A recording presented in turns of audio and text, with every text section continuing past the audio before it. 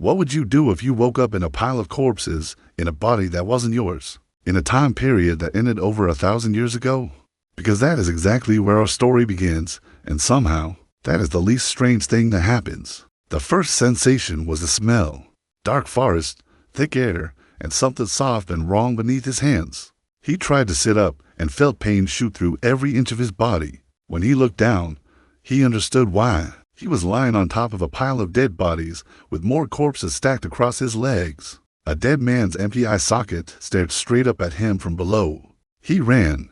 He did not think. He just ran until his legs gave out under a large tree at the edge of the forest. That was when he finally stopped to look at himself. Torn, bloody rags, ancient Chinese clothing, the kind no one had worn in over 1,000 years. His body was covered in scabbed-over welts, the kind left behind by a whip. But the surgical scar he had carried on his knee his entire adult life, gone. His legs had the fine peach fuzz of a teenager, no beard, smooth jaw. This was not his body. Somehow, impossibly, he had transmigrated into the body of a boy no older than 14 or 15 years old. He sat in the dirt, shivering, starving, and did the only thing that made sense in that moment. He complained out loud about wanting a bowl of instant noodles. And that is when everything changed. A glowing screen appeared in front of him, hovering in the air like a shopping interface, clean and impossible. It showed a name he recognized as his own from his previous life, and a balance of 12,580 yuan, the exact amount he had in his bank account the morning before all of this happened. He stared at it for a long moment, then tested the limits. He searched for a handgun. The screen switched to pistols immediately, rows of them, gleaming and modern, all priced higher than his entire balance, and bullets were sold separately on top of that. So he made the only rational decision available to a hungry man stranded in ancient China. He bought a bowl of pickled cabbage beef noodles for 5 yuan, then a flat pan, a bottle of water, a lighter. He built a small fire, boiled the water, and sat in the ancient forest eating instant noodles by firelight.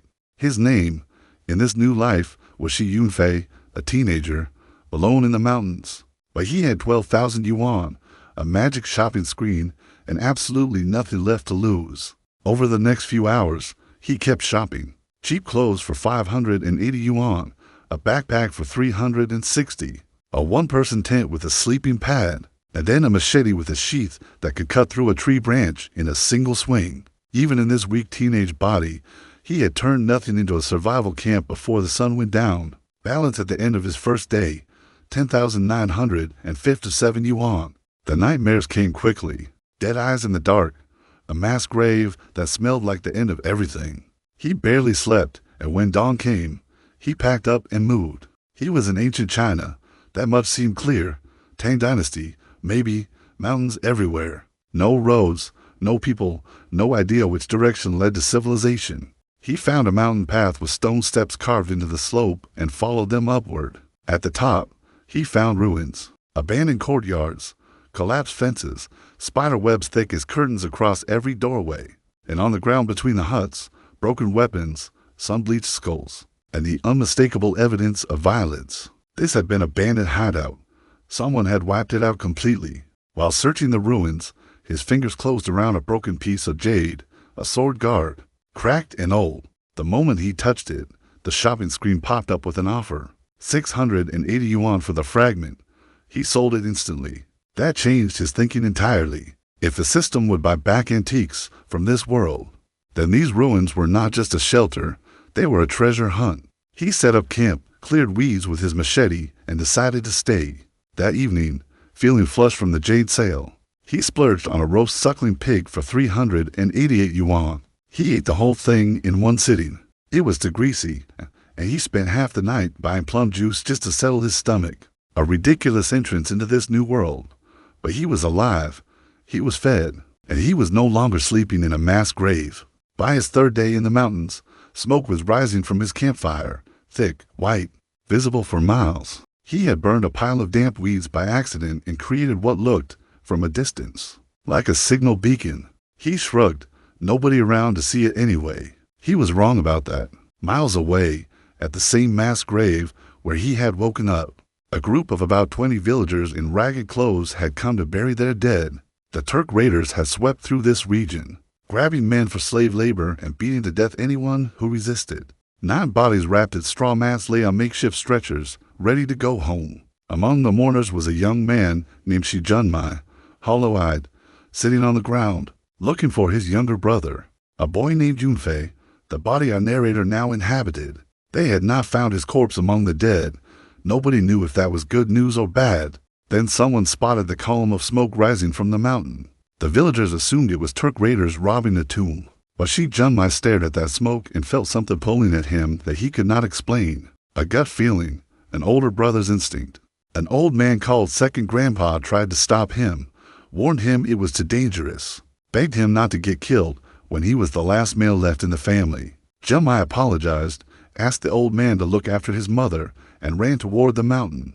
Back at the ruins, our narrator had no idea any of this was happening. He was drinking beer and chopping weeds, looking for more jade to sell. Then a massive flock of birds burst out of the forest below, flying in a panicked line straight toward him.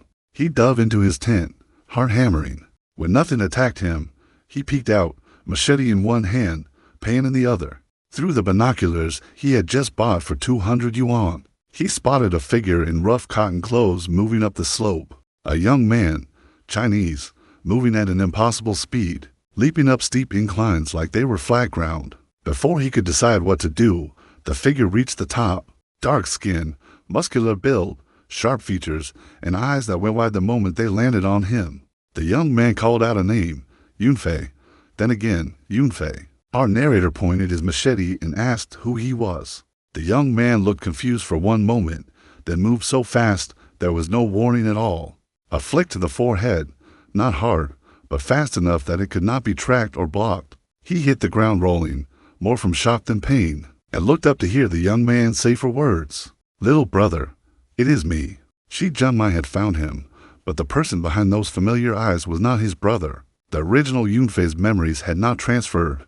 He recognized nothing, no face, no name, no memory of a mother or a sister. He could not exactly tell the truth, that the real boy was dead, and he was a stranger from another world wearing his body. In ancient times, they would burn you as a demon for that kind of confession. So he played the only card available to him. He told Yunfei he had woken up in the mass grave terrified, run until he collapsed, and remembered nothing after that. Amnesia.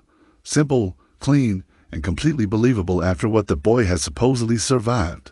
Yunfei's relief was so total and so immediate that it broke something open in the narrator's chest. The older brother grabbed his shoulders, and his eyes went red. He had run toward a smoke signal on a gut feeling alone, and his little brother was alive. He wanted to go home immediately. Their mother was waiting. Their little sister had not stopped asking about him. Our narrator agreed. He needed a guide out of these mountains, and now he had one. He gathered his things, packed his mysteriously full backpack, and followed his new brother down the slope into the dark. He learned what he could on the way down, asking questions until Yunfei told him to be quiet because wild animals could hear them. For people in the family, no other relatives, a mother and a younger sister waiting by a fire at the east end of a village in a valley. They walked through the night until the moon was high. Then Yunfei pointed ahead. A small cluster of thatched huts, a fire burning in a courtyard, 2 figures, one large, one very small, sitting in the light. Home, a word he had never really known before. The little girl heard the village dog bark and came charging out of the gate. Before anyone could stop her, she slammed into his arms crying, asking why he had been gone so long, her face wet and her voice cracking.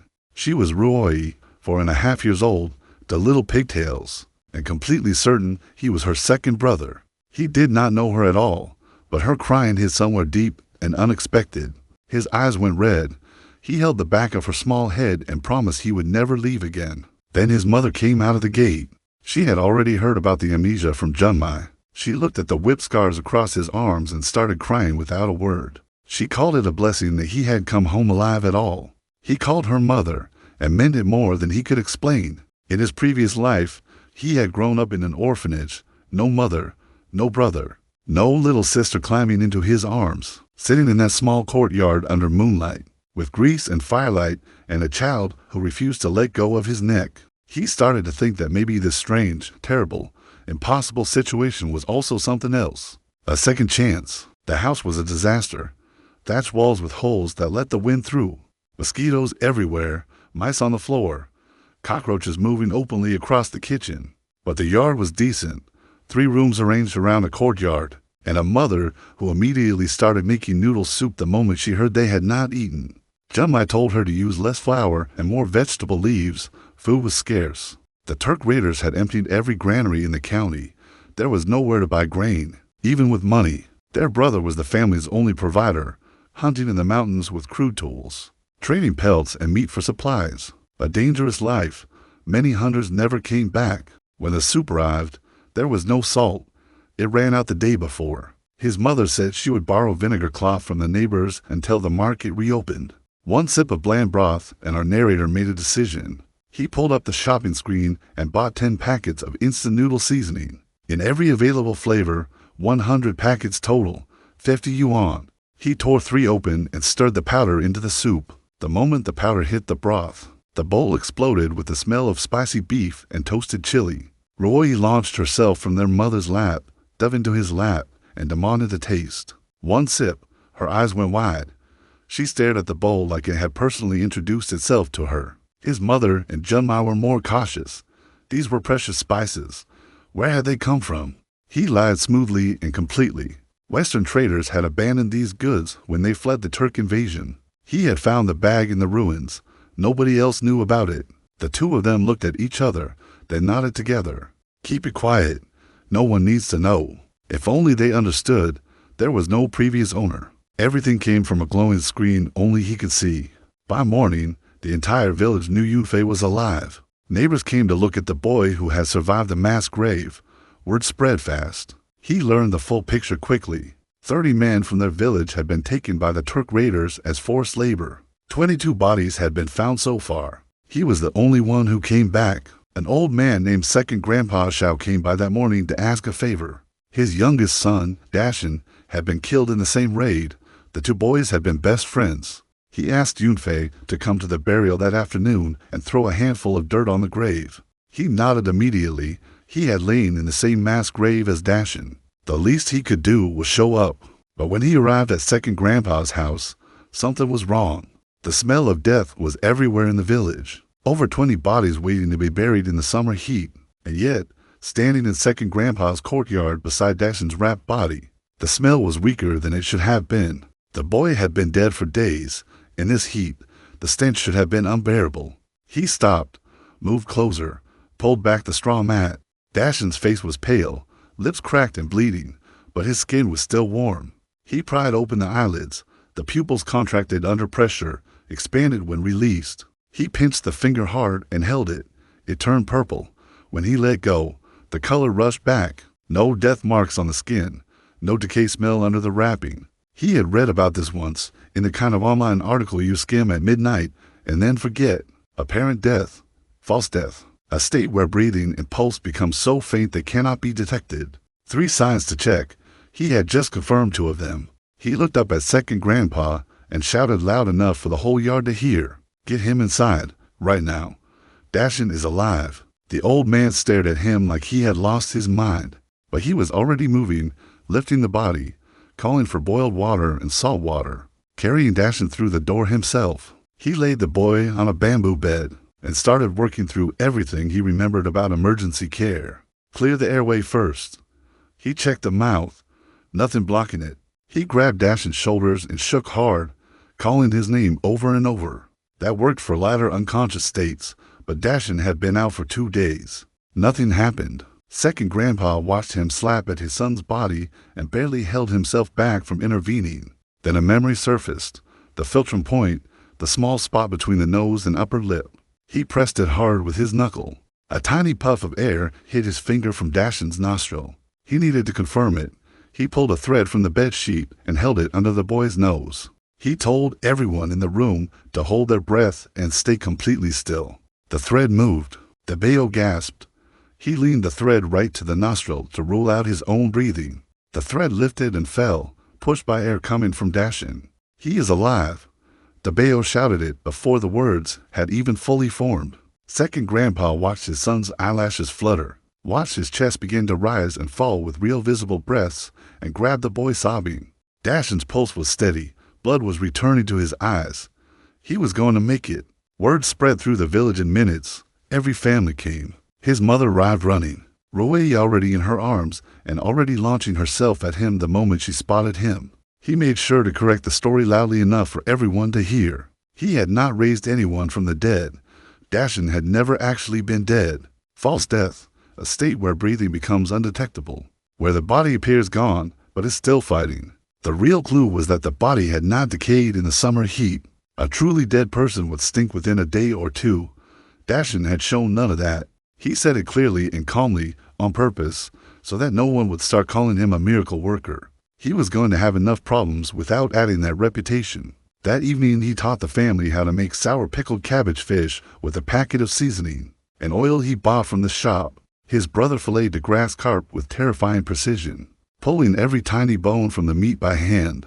Paper-thin translucent slices, perfect in the sunset light, done faster than seemed possible. Junmai glanced over like it was nothing. He had been hunting and butchering since he was a child. Self-taught, he could debon a whole wild boar. The fish slices went into boiling broth with cabbage, radish, scallions, garlic. Then a pour of sizzling oil with peppercorns over the top. The bowls looked like something from a restaurant. Glistening, fragrant. Ridiculous for a family that had been eating bland noodle soup the night before. His mother said it was the best thing she had ever tasted in her life. Roei gave up on chopsticks entirely and grabbed fish with both hands, cheeks stuffed full, eyes darting around to make sure no one would steal her bowl. Junmai inhaled his portion in seconds and was already hunting through the pot for fish heads. Sitting there watching them eat, everyone happy, grease on their lips, firelight in the yard. He felt something he had no word for, something that had been missing his entire first life. The next morning, Dashin was awake and smiling weakly from his bamboo bed. He left the boy with instructions, liquid food, mashed fish soup, one bowl now and another in 4 hours. Then he turned to a problem that had been bothering him since he arrived. There were no toilets in this village. Men could manage anywhere, but his mother and little sister had to squat in the bushes, the same bushes where snakes lived. That was not acceptable. He had stayed up the previous night drawing a design, a proper flush toilet system, a public outhouse with a water tank on the roof, a pull chain, pipes running 100 meters downhill to a cesspit the villagers could use as fertilizer. He brought the design to Uncle Six, the village carpenter. The man studied it carefully, said the structure was completely doable, but asked about the pipes. Tebeo, his son, answered before anyone else could. Clay pipes, fire ceramic tubes, connect them, bury them underground. Both his father and the narrator agreed it was perfect. Uncle Six refused payment for the work itself. It benefited the whole village. He would only accept meals. Construction began that same afternoon. Meanwhile, feeding the work crews was becoming an operation of his own. He bought 200 gin of flour, yeast, and sugar from the shop and tasked his mother with mixing dough. She helped without asking where any of it came from. His brother stashed the leftover flour under the bed without a word. Roei stole a fistful of sugar when she thought nobody was looking. Day 5. Balance 10,263 yuan. The toilet was finished by the following day. And what happened next no one in the village had anticipated. People who did not even need to go lined up just to try the flush mechanism. Dashin and Debeo hauled dozens of loads of water to the roof tank, filling it over and over as the entire village cycled through the stalls. Changyang finally stepped in and declared that every household had to take turns filling the tank. Fair enough. That evening, Second Grandpa and Uncle Six came over for dinner as promised. Junmai poured their drinks with a slightly sour expression. He thought his bottle of strong liquor had been borrowed. It had not been, but nobody told him that. Over drinks, Second Grandpa explained how the surviving villagers made their living. A vegetable farmer, a potter, a teacher, a carpenter. Everyone skilled, everyone idle. Because the Turk raids had closed the county market for 2 months and cut off every trade route. That was when the narrator mentioned pickles. Not the salt-heavy, failure-prone pickles they knew. 9 out of 10 jars going rotten. A rich merchant's gamble at best. He knew a different method. Low salt, proper fermentation, airtight jars. A 224% brine instead of the salt-packed disasters they were used to. The real preservation came from lactic acid bacteria, not from drowning vegetables in salt.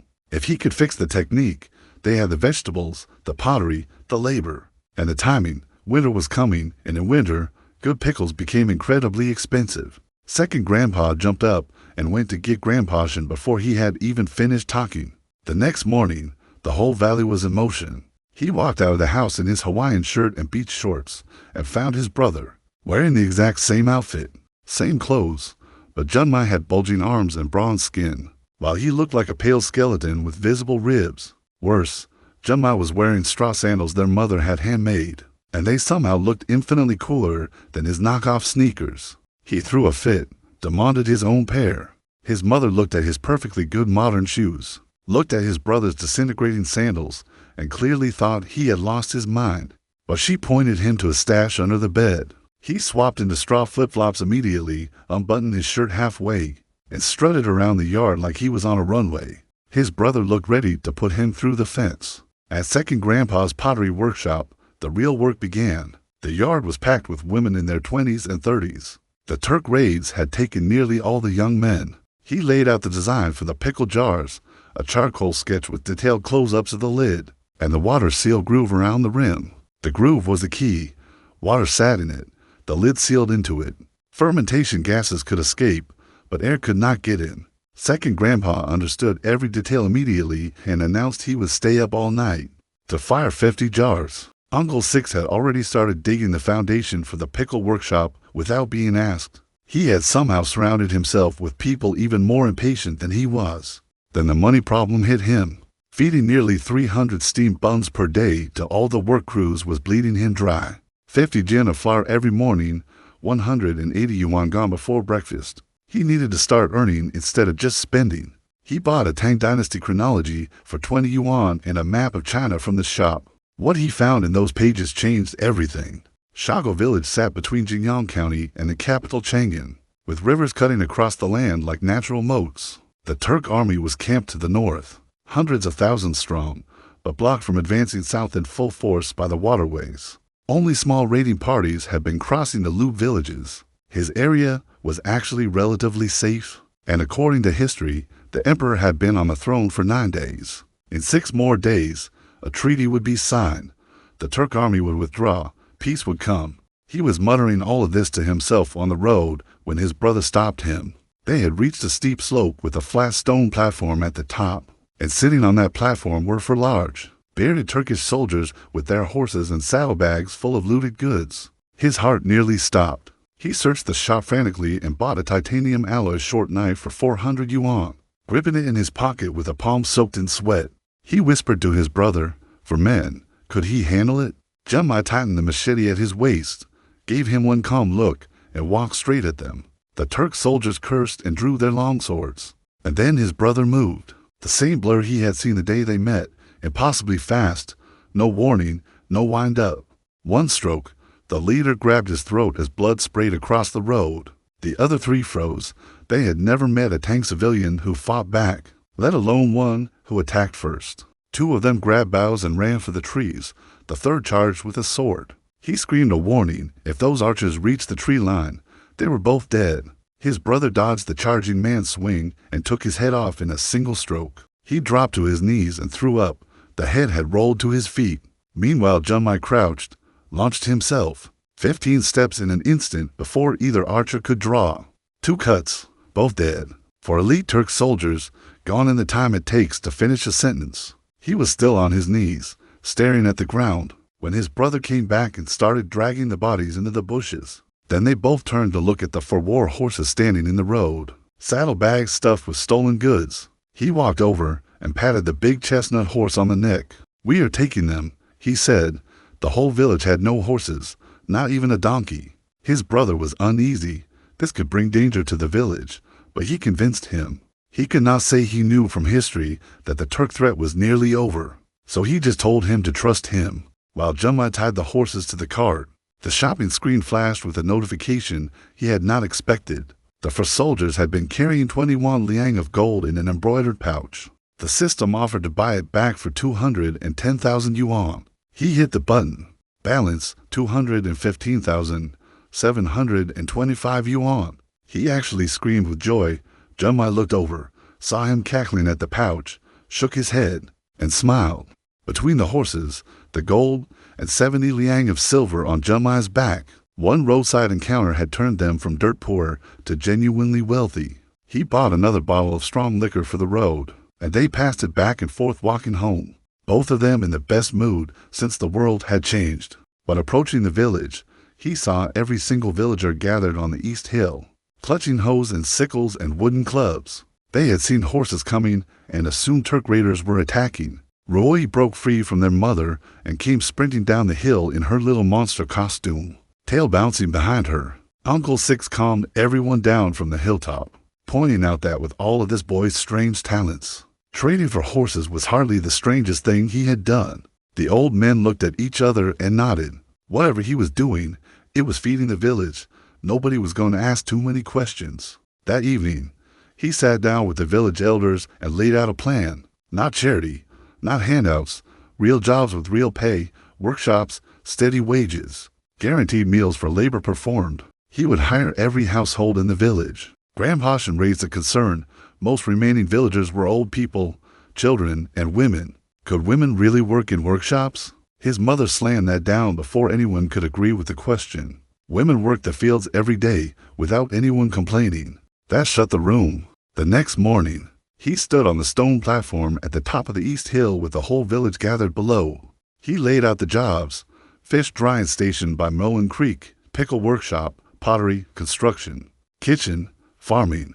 He announced supervisor pay first: 16 buns a day, half a fish, a jar of salt every 7 days, and a bushel of rice per month. The crowd erupted. People turned to his mother to confirm it was real, when she simply nodded. The noise doubled.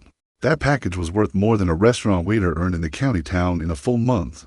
He appointed Annie as fish drying supervisor, confirmed Uncle Six as construction team leader, and assigned Grandpassion as vegetable supplier at market price. For second Grandpa's pottery operation, he announced something different. No more temporary workers. Everyone there would be permanent staff, guaranteed monthly pay whether there was work that day or not. The crowd went silent for a moment, then erupted again. Permanent employment with steady food was something nobody in this valley had ever been offered. He jumped off the platform and walked away while the noise was still going. Behind him, the village came alive like a fire catching dry wood. All the workshops kicked off at the same time. By dawn the next day, every household had someone heading to work with tools over their shoulders. He did a count that first evening.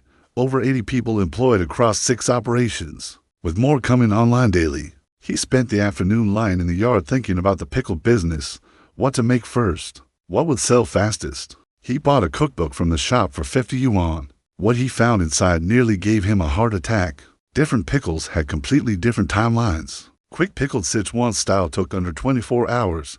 Kimchi style took 3 to 10 days. Deep soaked pickles like cucumbers and mustard greens needed 10 to 30 days. And sweet pickled garlic, 40 days or more. But sweet pickled garlic was the one that jumped out at him. Tang Dynasty people were obsessed with garlic. They ate it with everything. Poetry from this era literally described dipping steamed pork in garlic sauce. Every household in the village grew garlic alongside scallions, ginger, and chives. Sweet pickled garlic also prevented colds, fought infection, and killed parasites, perfect for an era with no medicine. At 40 days of fermentation meant the batch would be ready precisely when the weather turned cold, and demand for preserved food spiked. He bought a jar of homemade sweet pickled garlic from the shop for 25 yuan, popped 1 clove in his mouth. Sour, sweet, crunchy, perfect. He had found his first product, but before he could start production, Dashin and DeBeo came sprinting into the yard shouting that Turk riders were coming. More than last time, over a dozen horsemen. Here is what had actually happened. To lee north of the village, a squad of 16 Turk cavalry had stopped to rest. One of their horses had bolted south. It had sensed a familiar scent. One of the 4 horses taken from the dead soldiers was his brother, born from the same mother. The horse had led 16 armed riders straight to their village gate. What the riders found confused them. Instead of terrified peasants fleeing in panic, they found well-fed villagers who grabbed their tools and formed up without hesitation. A village that fought back. That was new. He pushed through the crowd to the village entrance and reached into his shirt. The Turk leader was a young man around 20 who spoke broken Chinese. Beside him sat a giant warrior named Aliki with a beard like a bush and a battle axe across his knee. The young man pointed his riding crop at the black horse, their horse, and demanded to know why it was here. He said he had found it. The young man did not like that answer. He swung his whip. Junmai's machete flashed and cut the whip in half before it reached him. Aliki studied Junmai carefully, then asked if he had been the one to kill a warrior named Alu. Junmai nodded. The young leader went pale. Alu had been one of their strongest fighters. They proposed a duel, his brother against Aliki. If Junmai won, they would leave. He wanted to end this immediately and reached for what he was carrying. But then his mother walked out of the crowd, straightened Junmai's collar, patted his shoulder, and sent him forward with quiet pride in her eyes. She believed in her son.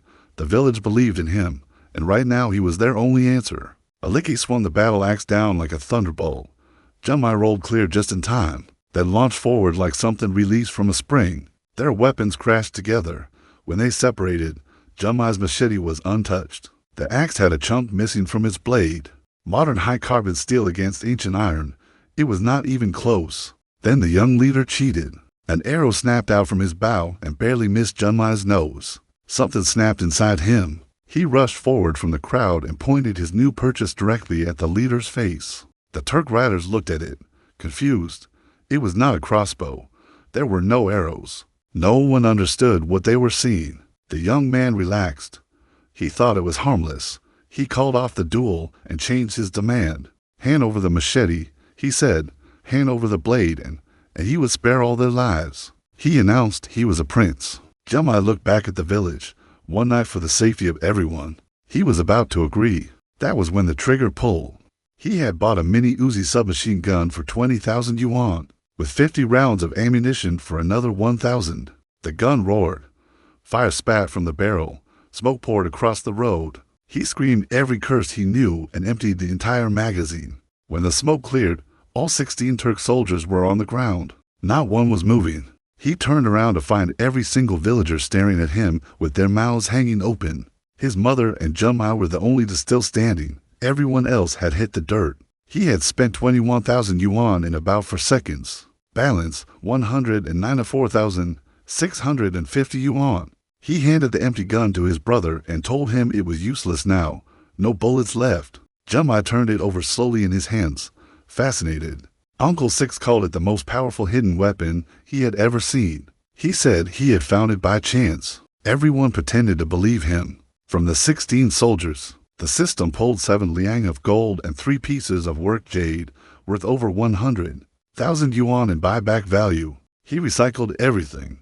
Balance 299,220 yuan, nearly 300,000, enough to feed the whole village for close to a year. More importantly, they now had 20 war horses. In a poor county where no one owned even a donkey, that was like suddenly owning 20 luxury cars. He announced that anyone in the village could use the horses, just clear it with Junmai first. Uncle Six stared at him. A horse that expensive, shared freely with the whole village. Then he promised to build a riding track, and he made a bigger promise to the children who had watched the whole thing from the hillside. Every child in this village would join a guard. They would learn to ride horses, shoot bows, and fight. Nobody would take their village again. One boy said he wanted to rescue his father. Another said he wanted to fight bad people so nobody could steal their steamed buns. They did not yet know their fathers and brothers were already dead. That truth could wait.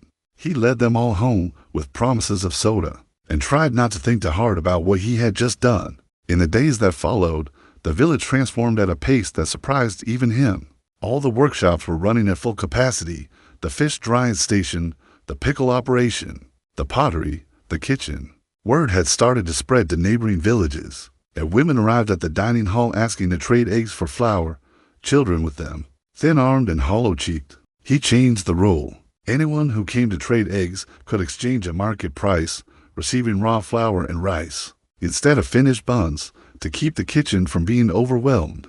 He sent them away with grain sacks, and his mother crept out of the pickle workshop, where she had been hiding to avoid their begging. He was starting to understand where his brother had gotten his careful streak. The pig pen on the East Hill slope was nearly finished, and inside it, the female wild boar they had caught was carrying. He ordered 10 live fish per day sent to the pregnant sow, 5 in the morning, 5 at night, until the piglets were weaned. The villagers were outraged. Workers got half a fish per meal. This pig was getting 10 whole fish daily. But Uncle Six shut the grumbling down. Wealthy families fed their war horses ginseng and special grain. Proper care of livestock was investment, not waste. Lusson, the village scholar, added that every woman there had lived through pregnancy and knew what poor nutrition did to her birth. If the sow did not eat well, the piglets would be weak or stillborn, and the villagers' dream of a steady pork supply would die with them. The crowd went quiet. The women especially understood. They had lived it themselves. Meanwhile, he had been lying awake at night thinking about something else entirely. A story, specifically one of China's most famous love stories, The Butterfly Lovers. A girl who disguises herself as a boy to attend school. A classmate who falls in love with her without realizing she is a woman. 3 years of studying together, a forced betrothal to another man, a reunion that comes too late, and in the end, two butterflies dancing together forever from a split grave. He could not just buy a modern text and copy it. The language had to match what Tang Dynasty readers expected. So he found Lusson, the village scholar, and offered a deal. He would narrate the story out loud. Lusson would write it in proper literary prose and receive 10 per 1,000 characters. He mentioned the story would be at least 100,000 characters long. Lusson's jaw dropped. The villagers nearby started doing the math out loud. But this was not just a story he was creating. He was building something larger. A magazine, multiple features, serialized chapters, local interest stories, practical tips, and in the corner of the back page, a small advertisement for Yoshi pickles. He was going to call it Yuan, Soul Companion. Uncle Six was already carving individual movable type blocks in the schoolhouse, each character mirror image on a small wooden stamp. Lusson organized which characters would be needed most and made extra copies of common words. Before being asked, having an educated person on his team made everything faster. But as he sat down to dictate the first chapters of The Butterfly Lovers, he discovered a crowd of village women had gathered silently at the schoolhouse door. His mother was there. Changyan was there. Over a dozen women from the fish station and the pickle workshop, all standing in the heat, not moving. They had already been hooked on the story from the first few paragraphs read aloud, and they were not leaving until they heard what happened next. That was the moment he understood exactly what he had built. Not just a product, an addiction. He printed the first issue on rolls of newsprint, 6 pages of thin, lightweight paper that cost almost nothing. The front section held the opening chapters of The Butterfly Lovers. The back pages had local stories, and tucked in the corner, one small advertisement. He needed a distributor, and then one arrived at the village gate. A scruffy young man on a tired horse, a postal courier named Xi Yunfei, delivering a letter from the Wei mansion in Chang'an. He almost laughed at the name. His own name had Fei in it. This man's name was Xi Yunfei, both of them carrying flight in their names. But what mattered more than the coincidence was the man's job description. The Tang postal system had 1,639 relay stations across the entire empire, staffed by over 20,000 people, covering land routes, water routes, and both. Every county had coverage, every station was a stop. He was looking at a nationwide distribution network, already built, already running. He fed Xi Yunfei the best meal the kitchen could produce: fruit wine, chicken legs, steamed buns, everything. The courier was sharp enough to know something was coming. When he finally could not eat another bite, he told him to just ask. He asked him to deliver 1 free copy of Yuan with every letter he was carrying that day. 20 deliveries, 20 free magazines. Xi Yunfei flipped to the back, saw the suggested retail price of 2 yuan, and looked skeptical. He told him not to worry about sales, just deliver them. Then he opened the letter from Steward Wei, the manager of the Wei family estate in Chang'an. The pages. The message was everything he had hoped for. The emperor himself had tasted the pickles and refused to stop eating. 300 jars per month would go to the imperial palace as tribute. The remaining supply was available for purchase by the Wei family, with special emphasis on sweet garlic and vinegar celery. His first real sale, palace distribution plus a private customer, both secured before he had sold a single jar to the public. He told Dashin to prepare 500 jars by the following noon, oldest batches first. He also sent 5 jars of drunken crab to the Wei mansion as a gift addressed to young Master Wei. That gift was for Wei Shuyun, the teenager his brother still believed was a boy, and 5 more jars to the Cheng household, addressed to Cheng Yuchi under his own name. A promise he had made on a roadside holding a jar of marinated crabs was a promise he intended to keep. Now he just had to wait and see what 20 free magazines would accomplish overnight. He did not have to wait long. Lu Fei had left the village in good spirits, handing out copies along his delivery route. Nobody refused a free booklet. Even women who could not read took them because anything printed on paper had value here. By his 19th delivery, the wine had worn off and Lu Fei had a problem. He had been reading The Butterfly Lovers on horseback the entire route and could not put it down. He arrived at the Jingyang postal station with his nose in the pages and let the horse walk itself through the gate. He only stopped when his forehead hit the doorframe. That was when his supervisor, a man called Manager Li, spotted the magazine and confiscated it with casual authority. The old man had intended to use the thin paper for the outhouse, but he started reading instead. The girl disguised as a boy, the two students forced to share a bed, the villain Ma Wenkai acting like a pompous fool. He was so absorbed that when the story ended at a cliffhanger, he tried to stand up in fury. His legs had gone numb from squatting too long. He crashed back into the pit and started screaming for help. The first magazine had claimed its first victim. The next morning before sunrise, 5 or 6 riders appeared at the village entrance. Squad leader Chow, the boss of all postal couriers at the Jingyang relay station, with Lu Fei beside him. He stumbled up to the East Hill still half asleep, having stayed up until 3 in the morning printing with Lesson. Lu Fei handed him a purchase order. Manager Li wanted 50 cabbage buns, 50 greens buns, 100 crab meat buns, 10 jars of pickled radish, and 1 copy of issue 2 of Xian. The total came to 620 yuan when the old man had overpaid by nearly half. And that was not the surprising part. He had planned to sell pickles. He had planned to sell the magazine. He had thought about selling wine. He had never once imagined that steamed buns would have serious commercial demand on their own. Then squad leader Chow pulled out a bag of coins and asked how many buns he could sell. However many you can make, he said. His relay station had an inn attached. Travelers stopped to eat and sleep. Buns would be perfect. He named prices: vegetable buns at 1 yuan each, fish buns at 2, lamb at 5, crab meat at 5 with advance orders required. They could produce several thousand vegetable buns per day. Chow raised an eyebrow. Then he sent his 3 men down the hill. They came back carrying 3 heavy bundles and dropped them on the table. 5,000 coins, 5 strings of cash. Now can you make 5,000 buns? He asked. He and his brother looked at each other. This was no longer a village kitchen operation. This was a wholesale business deal delivered to his doorstep before breakfast. Everything kicked into overdrive. He sent the village children to catch crabs. Big ones only. 1 piece of rabbit candy per crab. No limit on how many they brought. He sent Grandpa Shen into the mountains for wild mushrooms. He sent his brother and Dash into the kitchen to knead dough instead of hunting for once. Squad leader Chow and his couriers sat at the dining hall eating porridge and watching the operation spin up. Over breakfast, Chow tasted the pickles carefully and said they were perfect for cutting through greasy food. Exactly what wealthy meat eaters craved after heavy meals. He asked about becoming a distributor. His couriers covered every road in Jingyang County daily. Why not sell pickles along the way? He agreed before Chow even finished the sentence. Everyone froze. They had all expected haggling.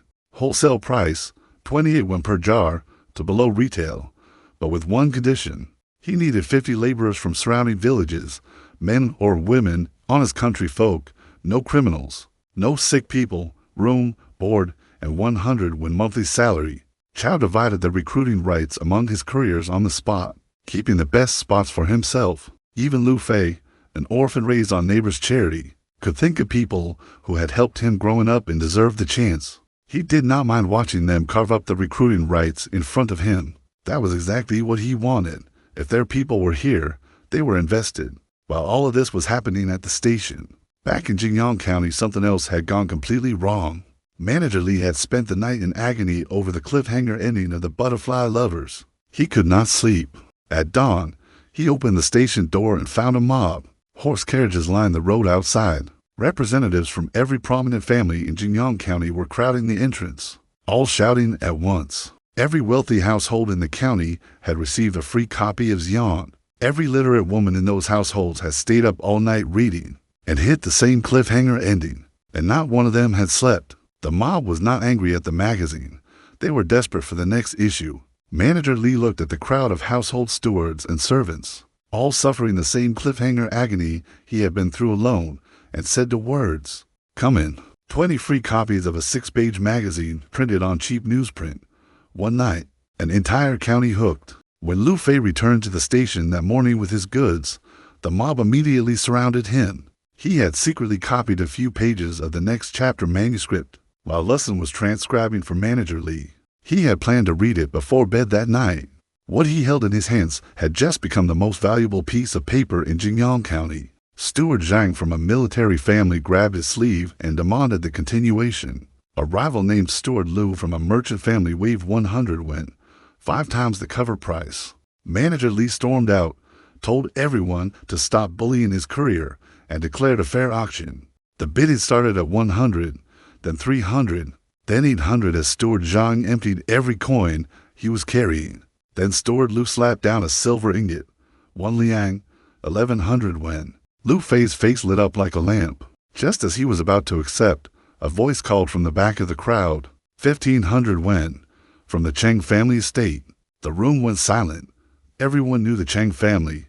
Everyone knew not to outbid them. 20 free copies, 2 days, a handwritten draft selling for 75 times cover price. Lesson had been worried nobody would like his writing. While the county was going mad over the magazine, something far larger was shifting on the horizon. He already knew from his history book what was happening on the banks of the Wei River. Emperor Li Shimin was personally facing down the Turk Khan with only 6 riders at his side, the most famous bluff in Chinese history. He had spent the night staging an elaborate deception, cycling the same for 1,000 soldiers, through different sets of provincial armor, marching them past the Turk envoy's observation platform over and over. Farmers in borrowed helmets, torches in the dark, column after column of what looked like fresh reinforcements pouring in from every corner of the empire. By morning, the envoy was convinced the Tang had 300,000 troops. The real number was 60,000, plus the borrowed helmets. The Khan agreed to peace talks, and on August 30th, the treaty was signed. He burned his history book in the yard fire that morning. He had memorized everything he needed, and keeping it was too risky. 40 li away on the Wei River, the treaty ceremony was underway. General Yuchi Jingda, still carrying the machete he had borrowed from Junmai's commanding officer, stepped onto the bridge and took the head off a white horse in a single swing. The blade cut clean through the thick neck. Blood sprayed across the wooden planks and into the water below. Both the Khan and his brother flinched and wiped their faces. The emperor drank a bowl of horse blood mixed with wine without flinching. The treaty was sealed. The Turk army would withdraw. 3,000 horses and 10,000 sheep delivered as tribute. He knew none of the ceremony details at the time. He was in his yard sorting river crabs by size, planning a feast, completely unaware that the war had just ended. September 1st. He woke up and the world had changed overnight. News of the treaty traveled fast. By morning, the whole region knew. His mother celebrated by tying Ruoi's hair into a towering ponytail with a red ribbon. She had been saving for months, combined with a monster costume. His sister looked like a tiny Godzilla with an antenna. The braid wobbled dangerously with every step. She was delighted. On the East Hill, the whole village was singing. People who had been holding their breath for 2 months finally breathed. Chang Yang brought him noodle soup and asked if they should start selling at the county market, now that it was reopening. Not yet, he said. They had valuable recipes, valuable techniques, and showing up too flashy too soon would attract the wrong kind of attention. Without a powerful backer, they would be easy targets. Second Grandpa and Grandpa Shen agreed immediately. Anything worth stealing needed to stay quiet.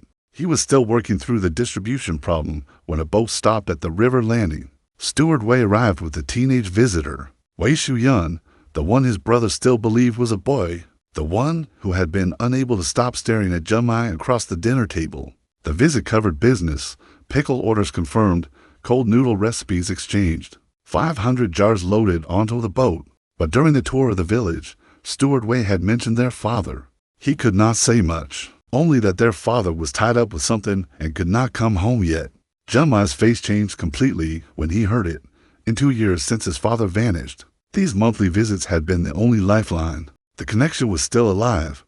Their father was not gone. As the boat pulled away, Wei Shuyun stood at the bow looking back toward the village. Steward Wei watched the teenager with a warm expression, then looked upstream and his face grew serious. The Wei family had just changed leadership.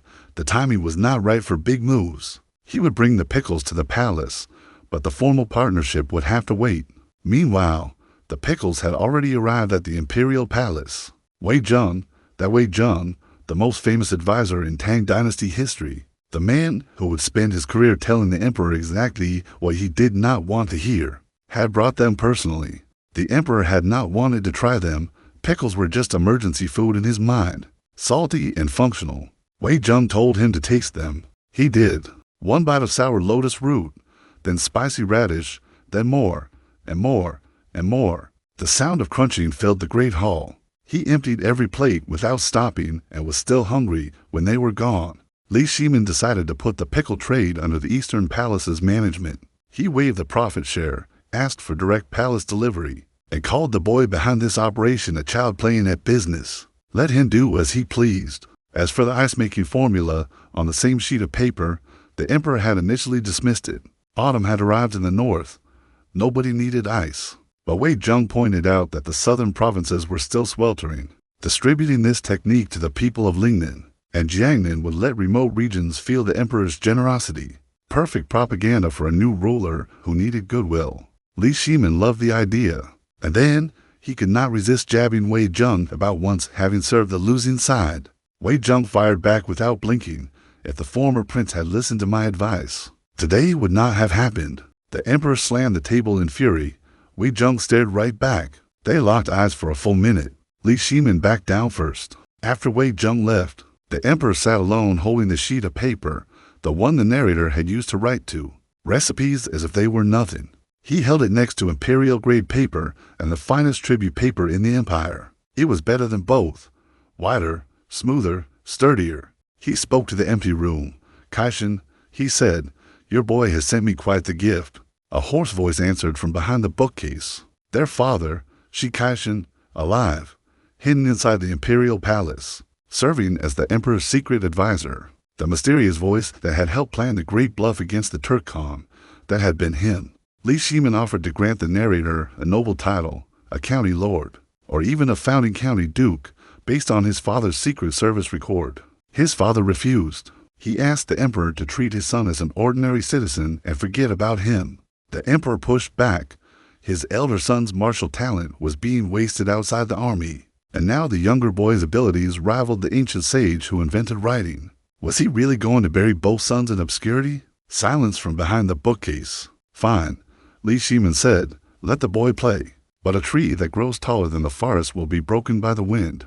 You are letting a 14-year-old be watched by wolves, and you do not seem to care." His father said nothing. The narrator knew none of this. He was in his village sorting crabs and telling a love story to village women who refused to leave until they heard what happened next. He did not know his father was alive, did not know he was hiding behind the emperor's bookshelf, did not know that a refusal to protect him had just left him exposed to every powerful person, circling the smoke from his little fire. In the days that followed, the village operation scaled beyond anything he had originally planned. 50 new laborers arrived from surrounding villages, recruited by the postal couriers and housed on the East Hill. The bun production crossed 5,000 per day. The pickle warehouse filled steadily. Dried fish went out on every postal route in the county, and on every route, Lu Fei distributed yuan alongside letters and packages. Issue 2 sold out before noon on the day it was printed. Issue 3 had advance orders before it was written. He spent his evenings dictating the lesson by lamplight. The women of the village sitting in the doorway every single night refusing to leave until the cliffhanger was delivered. Uncle Six finished the movable typeset and began printing at a pace that still could not keep up with demand. On a side road near the county town, his brother had already been challenged to a duel by a Xuanhe army deputy officer who had seen Junmai sparring in the yard and could not resist. They had fought over a dozen blows before the deputy called a halt, cursing that his military-grade saber had been chewed to pieces by Junmai's machete. The officer had needed a functional blade for the upcoming campaign. He had borrowed the machete and left behind his ruined saber with a promise to return and swap them. Junmai knew the man was not coming back. He stood in the yard looking miserable. He told him not to worry. He would get him something better. Junmai's eyes lit up. He asked if his brother had ever heard of the mightiest blade in existence, Frostmourne. Junmai was mesmerized. He pointed at a basin of river snails and told him to clip all their tails off first. Then he would tell him more. While Junmai worked at impossible speed, lost in fantasies of legendary weapons, he pulled up the shop.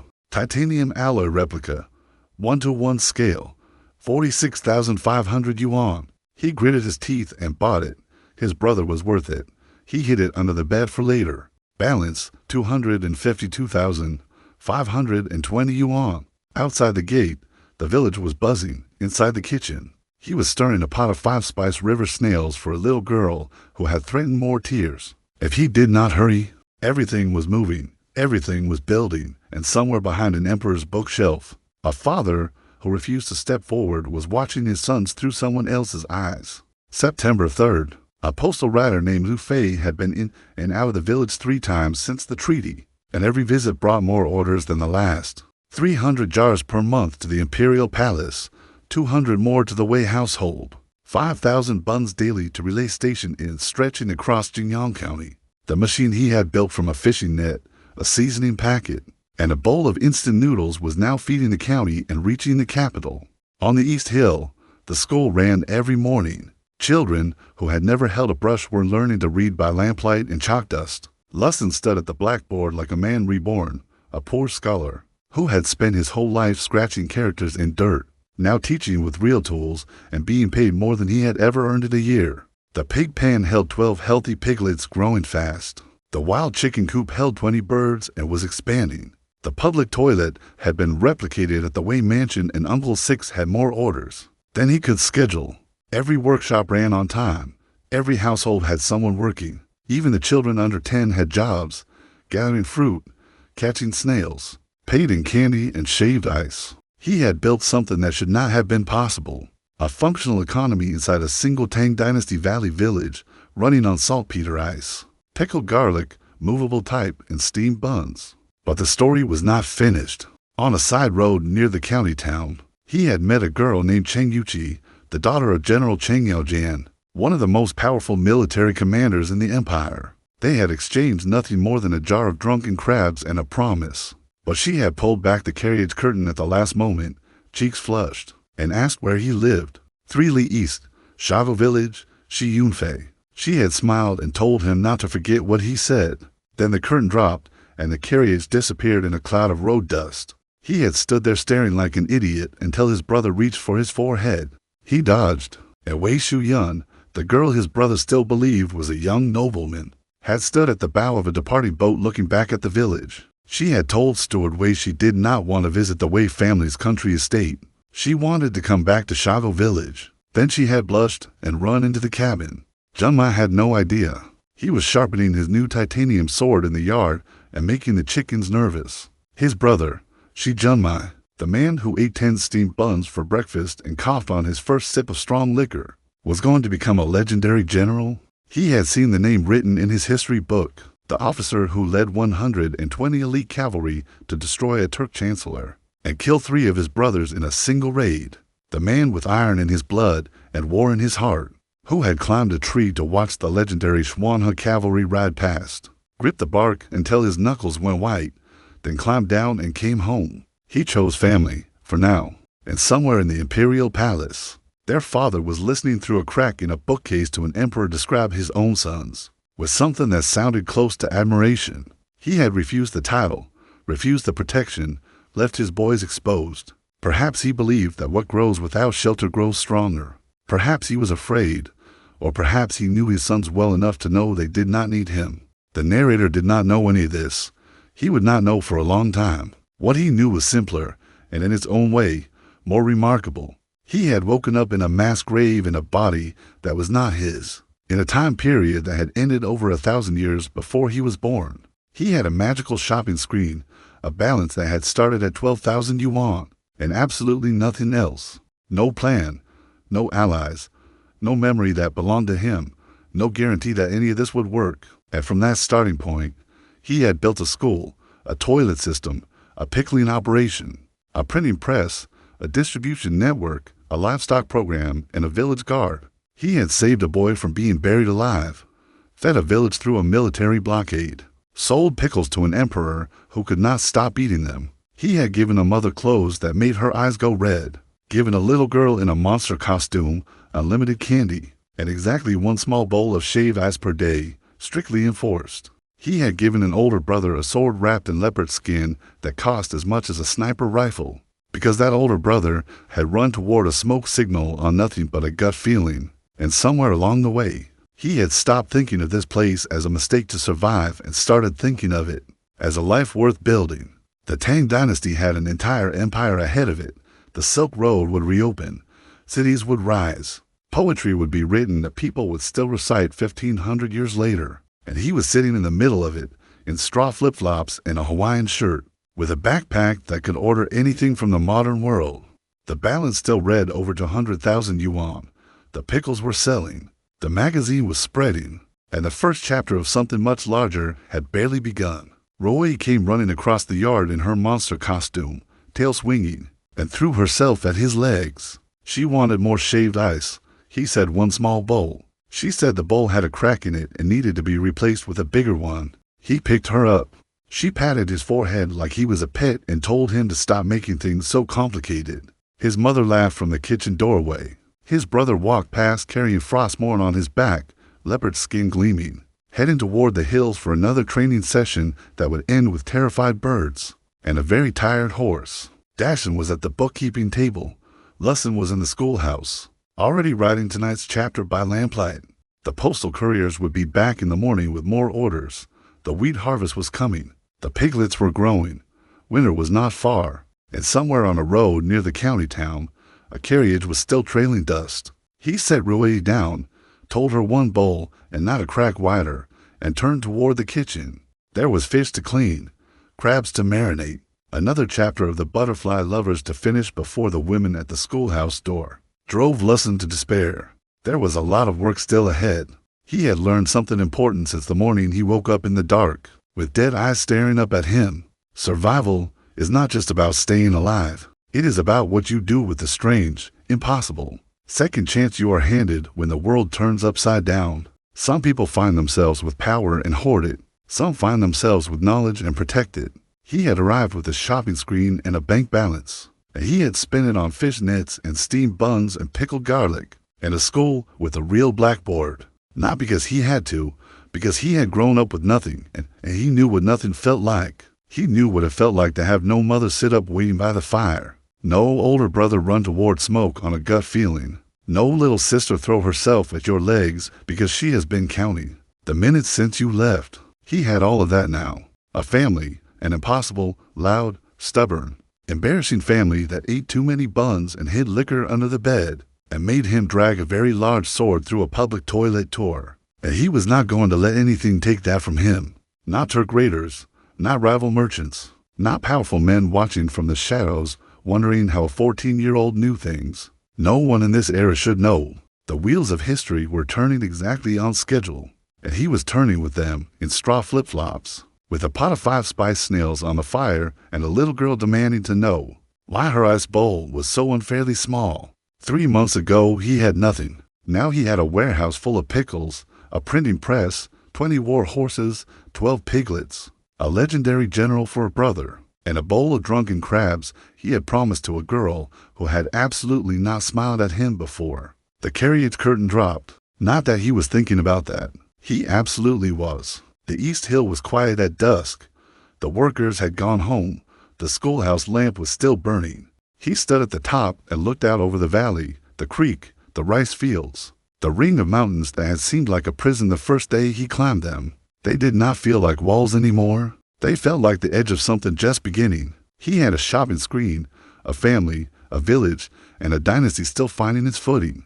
He had a father hidden behind a bookshelf who had refused to protect him and trusted him to protect himself. He had a brother who was going to change history and did not know it yet. He had a little sister who was, at this exact moment, attempting to negotiate the definition of a small bowl with his mother and losing badly. He had a story being copied by hand and sold at 75 times cover price. The households across an entire county. He had pickles in the imperial palace and promises on a roadside in a village that had gone from starving to singing in less than a month. None of it had been planned. All of it had started with instant noodles and desperation and a glowing screen that appeared. Because he complained out loud in an empty forest. He sat down on the stone slab and looked at the stars coming out over the mountains. In his old life he had been nobody, an orphan, a man with a surgical scar and a bank balance of 12,000 yuan, and nothing waiting for him at home. In this life he was still nobody, technically, a 14-year-old boy with amnesia in a thatched hut. But he was a nobody with a mother who saved red ribbons for special days, and a brother who ran toward smoke, and a little girl who fell asleep with sticky jam-covered fingers still reaching for his sleeve. He had spent his whole first life waiting to belong somewhere. He had crossed 1,500 years in the worst possible way, through a mass grave, in a borrowed body, with no instructions and no map. And somehow, against every reasonable expectation, he had landed exactly where he needed to be. The lamp in the schoolhouse flickered. Lustin was still writing. Somewhere downstream, Cheng Yuchi was probably eating the last of the drunken crabs out of a jar and plotting something. He could not yet imagine. Somewhere in the capital, his father was listening through a crack in a wall, keeping his silence, trusting his son to find his own way. And across the valley, in a courtyard with holes in the roof and mice on the floor and a fence that needed replacing, his family was waiting for him to come home. He stood up, brushed the dust off his shorts, and headed down the hill. Tomorrow there would be 5,000 buns to make and more crabs to catch, and another chapter of the butterfly lovers to dictate before the women in the doorway. Staged a revolt. There would be accounts to check and piglets to weigh and a riding track to finish and a stable. That needed a fourth stall before the horses started complaining. There would be problems he had not thought of yet and powerful people making moves he could not yet see. There always were. But tonight the treaty had held, the harvest was coming, and the stars above the Tang Dynasty mountains looked exactly like the stars above every other version of home he had never quite managed to find before now. He had 12,000 yuan and a magic shopping screen, and he had spent it on the right things. And somewhere on the East Hill, a little girl in a monster costume was still arguing about the bowl. He was almost certain she was going to win. He walked through the gate, called her name, and for the first time into lives went home.